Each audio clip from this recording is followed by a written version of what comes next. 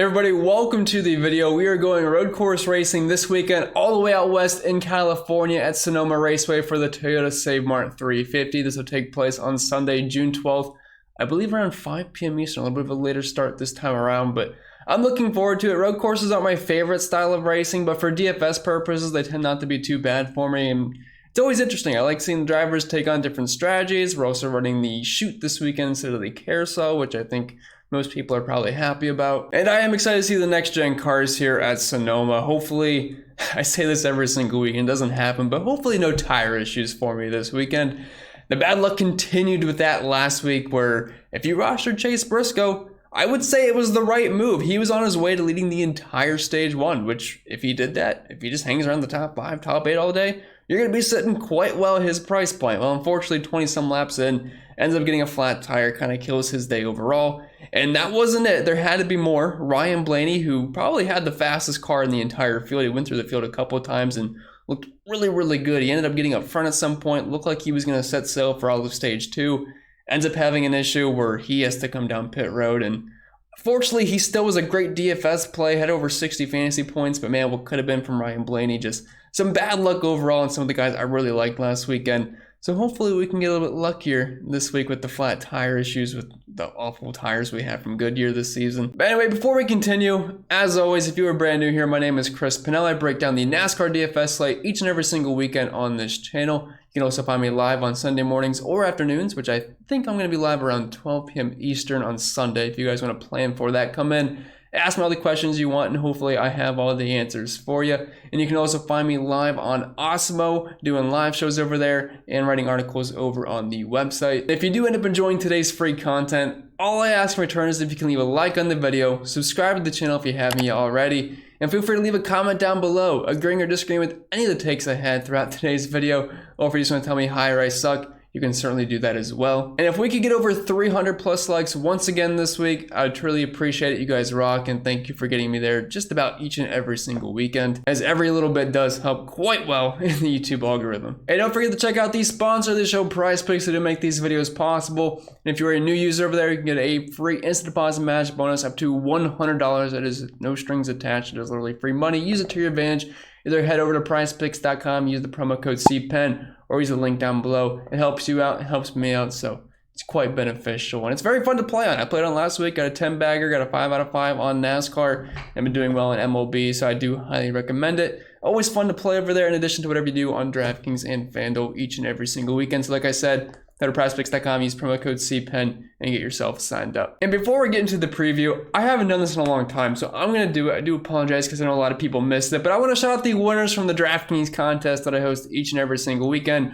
I also may have been bullied into doing this because one of my favorite people in the Discord and in the YouTube chat happened to finish in second. So you'll get your shout out. And if you do want to join the said contest, you can either leave your DQ username down below in the comments section. We'll send you an invite. You can hit the pinned link in my comments section down below in this video, or hit me up on Twitter at ChrisPennell16. You can find the link there. But anyway, getting into the winners from last week, and the more people that join, the bigger the prizes are. I pin out the top 5, usually get around 150 people. But coming on first, taking home the gold and over 120 some dollars, we had Tristan Wolf.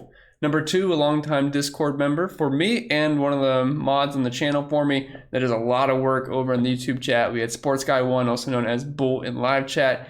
Then W. Phil in 3rd, rounding out the podium. Then 4th and 5th, Natalie SEV, and then Trish 575, rounding out the top 5. And right in the bubble, we had DLM, and then C. Davis, bunch of numbers, coming home in 7th. Also another longtime member of the Discord. So if you want to get in, join the contest, hit the link down below so you can join the league and you get your auto invite each and every single weekend. But anyway, as previously mentioned, this is the Toyota Save Mart 350. I think it might be presented by somebody. I forget, but it's not important. There's your outline of the track. This is Sonoma Raceway. It is a road course, one of the more technical road courses, so maybe more comparable to a track like COTA rather than the Rovos, although we will be looking at overall road course capabilities when looking at how to use statistics for this race, who was fast at COTA earlier in the season, and really who's just been fast in general so far this year. I think we see a lot of those similar drivers popping up this weekend. We have just under 2 miles for the length of this race. We are running the shoot instead of the carousel this season. We have 110 laps, which means not that many Dominator points available to us. To be exact, 77. So yeah, dominator points aren't going to be super important when building lineups this weekend. Is there going to be a main dominator? Probably. Will you want them in your lineup? Yes, as long as they finish well, but for the most part, this is basically just a finishing position in place differential type of race. If one of the guys with a good finishing position potential can lead laps as well, it's just double the bonus points for me. But I am not building any dominator groups. This is not a 2 to 3 down build kind of race. It's basically just me mixing and matching guys that I think can finish real strong and drivers with good place differential upside, which is usually what we see end up being optimal for road courses. So moving on to the driver by driver breakdown portion of this week's video, practice and qualifying just now ended. So literally just now ended. So I got the numbers up. So we're going to go through this together for the first time. My first thoughts and reactions to the slate. And I'll have my more updated thoughts and opinions over on the Patreon. I'll get the projections up, ownership projections, all that good stuff. And I'll have the updated thoughts for the live stream as well. If you guys want to come in, ask me all the questions you want. And as I always say, there's some extra stuff over on the Patreon. If you are interested, we got a couple hundred people over there. Love to have you over on the best NASCAR DFS community out there. We're in Discord throughout the entire week, through the night, breaking down the slates, talking whatever. So if you want to come in and join, you can certainly do that. Link can be found down below. I did show you guys a preview of the sheet over on YouTube, but there's a bunch more to it. We have pit data, green flag speed charts, optimal lineups, my own personal exposures, simulation scores with leverages compared to ownership, the optimizer, a bunch of stuff. I think you'll enjoy it if you do want to join. So if you do, link can be found down below for that. But if not, totally fine. Do appreciate you being here either way. And if you did just see some numbers change on the screen, DraftKings just updated the odds for the race, which is perfect because I do like to reference them. And obviously some things did change for drivers that were really fast in qualifying or practice, and we can talk about that. And if you want my overall thoughts on the pricing this weekend, it's pretty soft overall, but that's usually what we see happen at road courses because there's not that many laps, so dominator points don't really mean too much. Like I said earlier, yes, if there's a main dominator, you're probably going to want them in your lineup, but for the most part, dominators really aren't a way to be building lineups. Now you can still obviously roster drivers starting closer to the front. I'm just not viewing them as dominators. I'm viewing them as guys that I think could potentially win the race or just finish highly. So anyway, getting into these 10K and up drivers, we'll start with the man Kyle Larson, $10,600, the recent winner here at Sonoma, also a home track for him. He's starting on the pole. He had some of the best odds to win this race in Vegas, and now he's tied for the best odds with Chase Elliott to win after a really strong practice session, and obviously did great in qualifying as well. And it's tough to want to roster a guy on the pole for a road course race, but when it's a guy like Kyle Larson or Chase Elliott, you have to have some interest because these guys could certainly, obviously Kyle Larson could do what he did last year where he pretty much leads half the race and ends up winning. And if he does that, yes, he is going to be in the optimal lineup. So do I think he's going to lead that many laps like he did last year? Maybe not, but I think there's a decent chance Kyle Larson could certainly win this race. He was first in the 1 lap in practice, second in the 5 lap. Obviously has a pretty good track record at road courses recently, especially from last season with how good he was. And he won the Charlotte Roval. Dating back to last season, obviously finished 20th at Dakota, which wasn't pretty, but we'll give him a bypass there. Got third at Indy, first at Watkins Glen, 16th at Road America, and then first at Dakota last year, and obviously won at Sonoma as well. And I mean, it seems like he's got a super fast car, looked really fast in all aspects, so I don't see a reason why Kyle Larson can't be a contender here. Now, if we're playing cash games, probably will have a hard time getting to Larson because as you can see when we're going to talk here, we have some drivers with some massive place differential upside. I'm not saying you can't play Kyle Larson in cash games, but he's not going to be the first guy I click on. If I happen to have 10-6 left in my lineup, sure, yeah, I'll play Kyle Larson. I don't have a problem with that. I'll play a guy like Chase Elliott in cash, but I'm not going to wait to do it. But if they fit in with a guy like Truex or Kyle Busch, some guys that offer us some more place differential upside, I'll be more than happy to do that. But like I said, I have not yet ran projections. I have not yet ran ownership projections, so I hate to put anything set in stone there. Just kind of my first thoughts as far as cash games and tournaments. But I think they're great tournament plays because they could certainly stay up front for the majority of the race, lead a good chunk of the race, and if they happen to win, yeah, they're going to end up being optimal. Dropping down to Chase Elliott here, $10,400. He's the most expensive driver over on FanDuel. He's starting in the front row with his teammate Kyle Larson. These were the clear-cut 2 best cars in practice, second in the 1 lap, first in the 5 lap, obviously 1-2 in qualifying, and Chase Elliott is the best road course racer probably ever. I know he doesn't have as many wins as some other drivers, but he also hasn't been racing as long as those guys. Yes, they are at more road courses now these days, but when it's all said and done, I think Chase Elliott definitely goes down as the best road course racer of all time. Finished 4th at Dakota early in the season, was in the optimal lineup there. 12th at the Roval last year, 4th, 2nd, 1st, 2nd. It's hard not to like Chase Elliott. I mean, if you're looking at the past 10 races at road courses, he's got 4 wins, 8 top 5s, 9 top 15s. I believe the only one time he didn't finish inside the top 20 was I want to say an issue he ended up having. But some of the most dominant points, 16.3 laps led per race, 15.5 for Kyle Larson. These guys have definitely been the 2 top dogs recently, so see no reason why you wouldn't like either of them besides them starting close to the front. But I'm just kind of hoping that lowers their ownership because we have some massive place differential plays and like Martin Truex Jr. and some other guys down low, which we will talk about. So I'm hoping that kind of keeps some people away from them, but I have no problem at all playing them in tournaments, and I wouldn't absolutely hate it in cash games. I feel like as of right now, a lot of people will be chasing place differential, but if we have the money to get 2 of these guys in, I wouldn't have an issue with it. But the 2 below these guys, Kyle Busch and Martin Truex Jr., the 2 Toyotas from JGR, they at least offer us some place differential upside, and these guys are both great at road courses as well. So it creates an interesting conundrum where I could maybe see these guys picking up more ownership just because of the place differential, and there's not that many laps, and projection systems will probably like them a little bit more, and they are viewed as safer plays. So I do understand it from that aspect, and I feel like they could end up having a little bit more ownership. But the thing is, it's like Chase Elliott and Kyle Larson, 2 great road course racers, specifically Chase Elliott. But getting into Kyle Busch here, he was also very fast in practice right there with Chase Elliott, Kyle Larson, 4th in the 1 lap, 3rd in the 5 lap, and then 1st in the 10 lap, although not as many drivers to run 10 laps. But Kyle Busch definitely has a fast car. He's great at Sonoma, best average finish, the best running position, one of the best drive ratings, has a win, 5 top 5s through the past 6 races. Not as many dominator points as a guy like Truex or Kyle Larson recently, but Busch at technical road courses has been one of the best drivers, so I have no problem with that. He's been arguably the best driver this year, right up there with guys like Ross Chastain and some other guys. So Busch has been awesome. I see no reason why we can't play him starting in 12th if you want to play him over Elliott and Larson in cash games. Totally understand that. You get about 10 extra PD spots for a driver that should contend for a top 3 or a win at the end of the day. Very similar to how I view Elliott Larson. Might not get those early dominator points, but those are very few and far between. Martin Truex Jr. ran out of the 10K group. He is starting all the way back in 28th, and it sounds like he doesn't like his car very much, which he said that last week and ended up being obviously one of the better plays on the slate. So who knows with Truex? He seems to be a guy where when he likes his car, he ends up being a bad play, and when he doesn't, he ends up being a good play. So we'll see what happens here. But if you are betting on drivers with talent at road courses, Truex has to be near the top of the list. He was optimal at COTA earlier in the season, and starting all the way back in 28th, I feel like you're going to have to play him in cash games. Like, of all these drivers here in the top 4 in pricing, Truex definitely looks like the guy you'd want to roster first in cash games. I mean, if we're looking at his history at Sonoma, it's excellent. He's got 2 wins, 4 top 5s, the best drive rating, and the most dominator points. Now, obviously, if you're looking at some of his numbers recently at road courses, 7th at COTA, 29th at Charlotte, 15th at Indy, then 3rd, 9th, and 3rd. It's not as good as some of these other drivers, but I mean, it's really just all about the starting position here in 28th. It's going to be hard to avoid him, and I definitely want to get some exposure to him for sure. But if you are playing in tournaments, getting the guys like Busch, Chastain, Elliott, and Larson as a pivot, I think is a very strong way to go. Then moving down to the 9K range, we have one of my favorite plays on the slate, Ross Chastain, $9,800 over on DraftKings. He is starting in 7th. He is an excellent pivot right off of Martin Truex Jr., who should have less ownership, but he won at COTA, had one of the fastest cars, and obviously Ross Chastain is fast just about everywhere so far this season. Always a contender to win.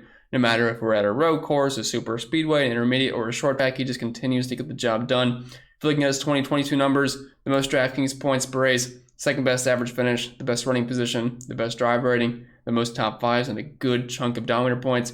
I see no reason not to like Chastain. He was also fast in practice, putting up a P3 in the 1 lap and a P4 in the 5 lap, so should be another guy that contends. And yeah, I'd be really surprised at the end of the day, as long as these guys aren't wrecking out of this mass chaos. I feel like for the most part, the top 4 is going to be a mixture of Larson, Elliott, Busch, and Chastain, at least in my opinion. Could we get some surprises? Sure, but as of right now, I think those are going to be the 4 strongest drivers throughout the entire race. So I definitely want a good chunk of exposure to them because, like I said, yes, there's guys with good place differential upside, but I also want those guys that I think are going to finish quite highly, and I think those are going to be the 4 best cars. Denny Hamlin at $9,600. He's starting in 10th. Wasn't super strong in practice, but he is also very good at Sonoma and good at road courses in general. He's definitely had a fast car this season, just has a lot of bad finishes to kind of skew his stats because he definitely wasn't as bad as some of these finishes indicate, but just some issues along the way, whether it be his fault or not his fault. And one thing I probably should mention since we're talking about Hamlin, with Chastain, I mean, they had a bit of a feud last week, so there's always the chance maybe Hamlin retaliates or maybe even Chase Elliott because he got into it with him as well. Now, I can't really project for that to happen, so if you want to lower your ownership because of that, by all means, you can do it. I'm not going to personally do it because I'm not going to play a race or play DFS just scared that someone's going to wreck somebody because that could always happen. But just something to keep in mind where retaliation can certainly happen at some point, but you really have no idea when it's going to be. But like I said, Hamlin, great road course racer, good at the technical road courses. Finished 18th at Coda, 5th at Charlotte Roval, the two most recent road course races we've had. Past 10 races at road courses, one of the best average running positions, 5 top 5s.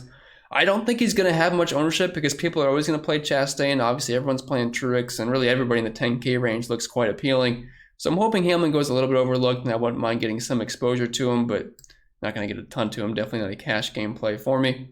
Ryan Blaney, $9,400. He is starting in 14th. Kind of in a weird spot where I don't think I'm going to have a ton of interest in Ryan Blaney. I can't really see him being a top 5 contender in this race. I could see him being a top 10 guy, but he's just kind of in a weird spot where I probably won't get to too much of him. Did finish 6th at Coda. I believe he started on the pole, or at least close to it at Coda, so he had good track position to work with at the time. 9th at the Roval, 2nd at Indy. I think he definitely has top 10 upside, but I'll sprinkle him in, but I'm not going to get to a lot of Blaney in my opinion. William Byron, $9,200. He's starting in 20th.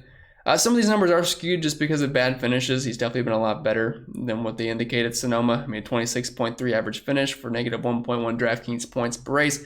Trust me, I'm not projecting him to finish 26th during this race, but he wasn't super impressive in practice. 13th in the 1 lap, 21st in the 5 lap.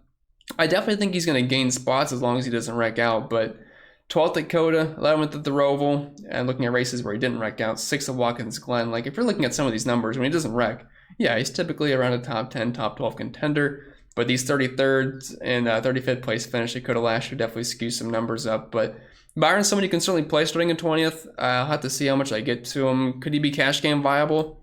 Sure, if you want to start your cash game lineups with Truex and Byron because of the massive PD upside, I would really talk you out of it. I don't think that'd be a terrible thing to do. Joey Logano, $9,000. He's starting in 9th. I think he could end up being a pretty interesting tournament play because he's kind of sandwiched right in between two major place differential guys in William Byron and Christopher Bell, someone who we're going to talk about quite shortly here. But Logano's a good road course racer. He's got 3 top 5s here the past 6 races at Sonoma. Looking at the past 10 races at road courses, it's been pretty solid for him, where he's got 4 top 5s and 6 top 10s. If you're looking for a pretty low-owned guy, I think Logano might be a guy to target in tournaments, but it doesn't really stand out too much to me. And if you're looking at what he did in practice, 18th in the 1 lap, 10th in the 5 lap. I feel like he's going to run around 8th to 12th all day, but he definitely has top 5 upside. Dropping down to the 8K range, we have another guy that'd be quite interesting for cash games for me. $1,800, Christopher Bell, starting all the way back in 31st. He put up a qualifying lap, but then he had a steering issue, I believe, so he went to the garage, and obviously that's a little concerning because 28th in the 1 lap and 19th in the 5 lap. He's going to have to drop to the rear, but he's pretty much already in the rear, so it doesn't change really anything for me. But he's a good road course racer, and as long as he gets fixed up and then makes some adjustments, I'd have a hard time not playing him in cash games. 3rd at Coda earlier in the season, 8th at the Roval last year, 7th at Watkins Glen, 2nd at Road America, and 24th at Coda. But if you're looking at his past 10 races at road courses, we're talking about a guy with 3 top 5s and 5 top 10s. So I'll take my chances there. I'll definitely be having a decent chunk of Christopher Bell. If you were playing cash games, I would recommend that as well. Moving down to AJ Allmendinger, probably everyone's favorite play on the slate, starting in 16th because everyone just loves playing Dinger every single time at a road course, and he is way too cheap. I feel like he should be closer to 10K, but we have him at only $8,000. A little bit tough to get there on FanDuel at $11,500. I will still do it, but it's definitely not as easy to stomach. But starting in 16th, he's kind of in that sweet spot where he's not really offering you a ton of place differential, and he's not close to the front, so maybe he won't be as high as I think, but I feel like he's definitely going to have some ownership. Was decent in practice, although he did say a fast 1 lap isn't a full-on good practice session, but I think Dinger's definitely going to be a contender to win this race. I know he's maybe not in the best-looking equipment in a colleague car, but they contend at road courses, and we see Dinger up front a lot of times at road courses before in the past, and especially with the next-gen car that definitely neutralizes equipment. And I know he finished 33rd at Coda, but he had one of the best cars. He was running up front. Him, Chastain, and Bone were all playing bumper cars in the final turn, and Dinger was the one guy that just got unlucky and ended up spinning out and finished near dead last, which absolutely sucked. He was one of the best plays on the slate at the time, but don't let the finishes fool you. He's one of the best road course racers in the series, and if he stays clean, you're probably going to see him contending for a top 5, if not a win, so I'll be having a ton of Dinger. And if Dinger is going to be less owned than Christopher Bell, I definitely want to be more overweight on Dinger than I do Bell in tournaments, I think. At least that's what my first thoughts are on that. Chase Briscoe, $8,700, another good road course racer here. He's starting in 15th, and being priced right by guys like Dinger and Bell Should definitely keep his ownership a bit lower, and he sucked his chalk last week because of the flat tires, so could be a nice post-hype play where he goes a little bit overlooked, but guy's a good road course racer, no denying that. If you're looking at his numbers, 8 career road course races for the Cup Series. He's got 3 top 10 finishes and a couple of issues where it led to some poor finishes, but Briscoe's definitely got the talent to compete at road courses, so I definitely want to get to some exposure to him in tournaments. Tyler Reddick's in a tough spot starting in 5th. I like the price point. He does have upside at road courses, 2 top 5s and 5 top 10s, but it's going to be tough to get there. Finish 5th at Coda, 2nd at the Roval. I'm going to have some of him just because he's going to be really low owned and he's got a chance to win this race, but I'm not going to have a exuberant, is that a word? Exuberant amount of Tyler Reddick this weekend. Austin Cindric at $8,400. He's another guy I could potentially see playing in cash games. He's starting in 25th. Didn't get much out of him in practice, just a P24 in the 1 lap, which is a little concerning, but we know Cindric's really good at road courses. Has 4 wins in the Xfinity Series and a good chunk of top 5s, and he was really fast at Coda early in the season, finished at 8th, and then finished 9th at Indy. He should have top 10, top 15 upside, and I don't know if you guys can hear the thunder, but it's thundering really loud. Hopefully that gets it drowned out there. But Cindric starting in 25th, I mean, for one of the better road course racers in the series, it's hard for me not to have interest here, so I'll definitely be playing a good chunk of Austin Cindric, and he's kind of similar to Dinger where very expensive on FanDuel, but really easy to get to as a mid-range play over on DraftKings. Kurt Busch, $8,200. He's starting at 11th. As of right now, he looks like a really good tournament play because, I mean, he's right beside Harvick, who offers PD upside. He's right beside Cindric, and he's in the same price range as guys like Dinger and Christopher Bell. And then some of these other 7K guys I think could pick up some ownership as well. So I'm hoping Kurt Busch goes kind of overlooked because he was really fast in practice and he's really good at Sonoma, good at technical road courses. And the tire wear, can kind of pick up at Sonoma, and Kurt Busch is good at tire wear tracks. So we'll see what happens. But as of right now, I think he profiles pretty well. You're going to see a lot of dark shades of green for Kurt Busch when we talk about him. But 6th in the 1 lap, 5th in the 5 lap, 2nd in the 10 lap. If you're looking at his numbers specifically at Sonoma, real dark green here. 5 top 10s, 1 top 5, good drive rating, good average finish, good running position, good DraftKings points per race. Looking at the past 10 races at road courses, he's got 5 top 10s and 3 top 5s. The starting position's high where I think it keeps some people off of him, but I definitely think he could be a top 5 contender, so I want some exposure to Kurt Busch, and he's been running pretty well. Kevin Harvick, $8,100, probably going to be a trap play. I know he finished 11th at Coda, but I feel like every single time we're at a road course, Kevin Harvick qualifies poorly, and then he just ends up being a little bit overrun. I'm still going to play Kevin Harvick. If you're looking at his numbers at Sonoma, they're really good, but obviously this isn't the Kevin Harvick of old. I guess maybe you can make the case this isn't the Kurt Busch of old, but Kurt Busch has definitely showed some speed this year and has the ability to contend. So I think I'd rather get more exposure to Kurt Busch than Kevin Harvick, honestly, although Harvick's definitely a bit of a safer play, but got to get different somewhere, and I think Kurt Busch could definitely be one of my stands there. The thing is, though, Kevin Harvick was pretty fast in practice. 7th in the 5 lap, 11th in the 1 lap. I'll have exposure to both, but I feel like I'd rather be overweight on Kurt Busch more so than being overweight on Kevin Harvick. Dropping down to the 7K range, we have Alex Bowman, $7,100. He's starting in 19th, and he was someone that kind of disappointed me in practice. Was pretty slow and did complain about his car a little bit. His teammates were much faster. William Byron wasn't insanely fast, but obviously Chase Elliott and Kyle Larson were the 2 best cars, so he says he can rely on his teammates. Hopefully he picks something up from them because it didn't look too promising. But he's a good road course racer. Has a couple top 10s here at Sonoma. Finished 2nd at Coda. And he's also pretty fast green flag speed-wise. So it's not like he got lucky with the finish. He just straight up had a pretty fast car. And if you look at the past 10 races at road courses, he's got 6 top 10s. And he's in the top 20s about every single time. Starting in 19th, I still like him. I'm going to try to look past the practice times because of his talent at road courses. And at his price point, he feels way too cheap. I think he should be in the mid-8K range. I think we're getting a real nice price point on Bowman, so I'm going to try to take advantage of that. Should definitely contend for a top 12, top 10, hopefully. Daniel Suarez, $7,700. He's starting pretty high, so it's going to be a little bit tough to get there, but he was fast in practice. 5th in the 1 lap, 11th in the 5 lap. I think starting in 8th, it'll keep some people off of him. If you're looking at his odds in Vegas at plus 1,200, it's a lot better. Actually, it's the best odds we've seen since Denny Hamlin at $9,600. So there is some pretty decent value there, and Suarez has definitely showed that he can have one of the fastest cars in the field for certain races, and he's got some decent numbers at Sonoma with a couple top 15s. Road course overall, though, not really has shown a ton recently the past 10 races. Obviously, the 1 year when he was in the 96 car I think he had like almost 3 straight road course races where it just didn't start or his engine blew up. So I want to look past it a little bit. He's in a fast car this year. I think his teammate Chastain's obviously going to be very fast, and I think Suarez would definitely show some speed as well. So I'll have some in tournaments. Not going to be a guy I completely overlook, although the next guy, Eric Jones, is going to be a guy that I'm going to be all over, I think. $7,500. He's starting in 33rd. Didn't get a 5-lap run out of him, but 12th in the 1 lap.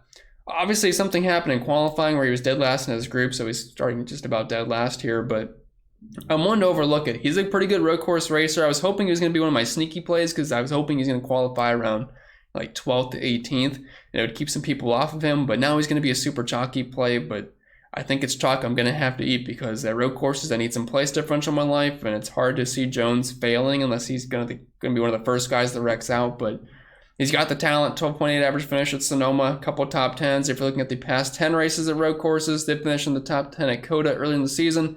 He's got 9 top 20s the past 10 races, 3 top 10s, and 6 top 15s with an average finish of 13.4. If he gets you a top 20, you were happy. If he gets you a top 15, you were super excited. I think outside of a wreck, we see Eric Jones in the optimal lineup on Sunday. Eric Almirola, $7,300, starting in 21st. Not really a guy I have a ton of interest in. He's kind of like a fringe top 20 guy at road courses. Does have a couple top 10s here at Sonoma. If you're looking at the overall, though, the last 10 races, he's got 6 top 20s and 1 top 15. Like, he's fine, but he's probably going to finish around 15th to 20th. I think I'd rather get the Suarez and Eric Jones personally. And then the next 2 drivers, McDowell and Custer. If you want to take your chances with them, you can, but I don't see them finishing inside the top 5, so I'll probably be passing on both of them, but they will have low ownership. McDowell's decent at road courses, but just starting a little bit too high for me. I can't really see him outpacing guys like Kyle Busch, Chastain, Larson, and some other drivers tend to be in the optimal, so probably going to be a pass on those 2 for me. Austin Dillon's also another guy that's starting a little bit too far up for me. Typically really bad at road courses, but he's been kind of getting better at them. Just have 4 top 20s here at Sonoma. And if you're looking at the past 6 races at them, 10th, 15th, 31st, but then 15th, 11th, 13th, he's definitely been improving, but he's starting a little bit too far up for me. And I think there's a couple other drivers down low that I'd rather get to. Ricky Stenhouse Jr. at $6,800. He's starting all the way back in 32nd. I have my concerns, though. It could end up being a trap play. 30th in the 1 lap in practice, 27th in the 5 lap. But outside of issues, I feel like Stenhouse can at least contend for a top 25. And at his price point, that's not the worst thing in the world. Has a couple top 20s here at Sonoma. Has finishes of 11th and 12th at road courses, Road America and Indy. The upside's there. Starting in 32nd, I think you're going to have to get to some Stenhouse. Brett Keselowski is a guy I have my eye on. $6,600 starting in 22nd. Obviously, he's no longer in Penske equipment, but definitely was pretty solid at Sonoma. Now, maybe not for a Penske car, 4 top 15s with only 1 top 10 finish. Maybe isn't super impressive, but for an RFK guy, if he's able to contend for a top 15, top 20, it's not the worst thing in the world. It looks like they're going to show some speed this weekend as well, as Chris Buescher looked pretty good, and Keselowski had a top 10 car in practice, 9th in the 1 lap and 9th in the 5 lap. So I'll get to some Keselowski, and if he's going to be under-owned compared to Stenhouse, I'd rather get the Keselowski in that scenario. Bubba Wallace is a guy that's usually not very good at road courses, but he did show some speed in practice. 14th in the 1 lap, 12th in the 5 lap, looking at his past 10 races at road courses. Obviously, it's not too pretty. Average finish of 23.7, running position kind of right on par with that, but does have 3 top 15s. For where he's starting, he is a viable cheap play in the back, but not going to be super excited about it. Justin Haley, it's starting in 18th. He should be a decent pivot option from guys like Wallace, Keselowski, and Stenhouse. So it could be kind of a nice ownership cheap play there. Chris Buescher, $6,100. It's unfortunate he qualified so high because it's going to be really hard to get to a lot of Chris Buescher there. But like I said, the RFK cars look like they have some speed this weekend, but I don't really see myself playing much Buescher there. It's kind of like a wasted good play at $6,100 because he's typically very consistent at road courses. Average finish of 13.6 with 9 top 20s the past 10 races and a couple top 5s. I mean, you can play him as a dart throw, but I don't think it's likely it works out. But 6th in the 5 lap in practice, 10th in the 1 lap, but it's just going to be tough to get there when all these other guys offer you some place differential upside. Joey Hand at $6,000. He's only 2K over on FanDuel. He's starting in 17th. Looks like it's kind of right around where he practiced. I don't really see him moving up too much. If he was starting in the 30s, which I think he was at COTA, if I remember correctly, and he was running really well, ended up having an issue because it's really tough to trust those Rick Ware cars where it kind of killed his day, but he was fast. But starting in 17th, it kind of nukes his upside, similar to Chris Buescher. Dropping down to the 5K range, Ty Dillon, super slow in practice. It's kind of the same old story with Ty Dillon, where he's starting around 30th. He's in the 5K range. He sucks in practice. He's slow overall, but he just kind of survives carnage and ends up being a good play. Like, finished 20th at Coda, 26th at Road America, the past couple road course races he was in. If you're looking at the past 6 races for him at road courses, he has 3 top 20s. You don't need much starting in 34th. He's just a cheap play in the back where if he doesn't wreck, he'll be fine. I'm not sure he'll be optimal fine, but he's not going to kill you. Harrison Burton at $5,600. He's starting in 26th. He finished 17th at Coda early in the season. If you're looking at the practice numbers, 20th, 17th, the 5 it's fine, obviously, but not that many drivers ran the 10 lap in practice, so you don't really want to put anything into that much. Starting in 26, I think he could be a guy that contends for a top 20. So if you want to get this in Burton, fine. I think he'll probably end up being lower owned than Ty Dillon, so he could be a pivot there. Scott Heckert's filling in for BJ McLeod. He's a road course ringer. Super slow in practice, though. 35th in the 1 lap, 31st in the 5 lap. Just 78 cars suck, so it's going to be hard to trust him just because of how bad that car is. Obviously, don't really have any data for him. He finished 26th at Coda last season, so it's kind of about it. We do have 3 road course races for the Cup Series for him. Running position around 31st, finish around 28.3, which obviously isn't terrible starting in 35th, but I'd rather just get the Ty Dillon at that point. I trust his car more. Corey LaJoy is a guy that finished 36th and 35th the past 2 road course races for him, but when he's not having issues, 16th, 24th, 21st, and 18th, starting 30th at $5,300. Not necessarily the worst play. Ty Dillon's kind of in a similar boat, just not as many PD spots he can gain, but did finish 16th at Coda. Don't think he's a terrible play. 21st in the 1 lap in practice. LaJoy was super slow in practice, though, but outside of Gilliland, I'm not playing Belucci. I'm definitely not playing Ware. He failed 4 times, so I think he loses 10 points. He's got to do a pass-through penalty. He was probably going to finish near last anyway. Don't play Cody Ware. He's in a big disadvantage. Maybe if 20 cars wreck, Cody Ware will be optimal, like the one race was at Charlotte.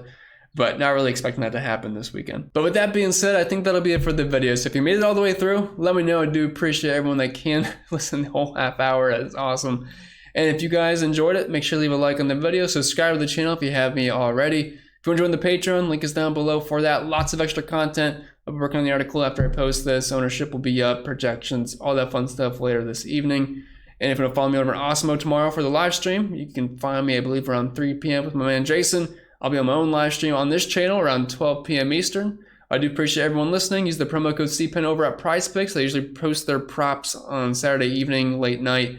And you got to get there early because they have some pretty bad numbers sometimes, and they'll get bet up quite quickly in the morning. So do the PrizePicks projections over on the spreadsheet if you want to check that out. But I think that'll be it. Wish you all the best of luck tomorrow, and hopefully I will see you for the live stream tomorrow afternoon.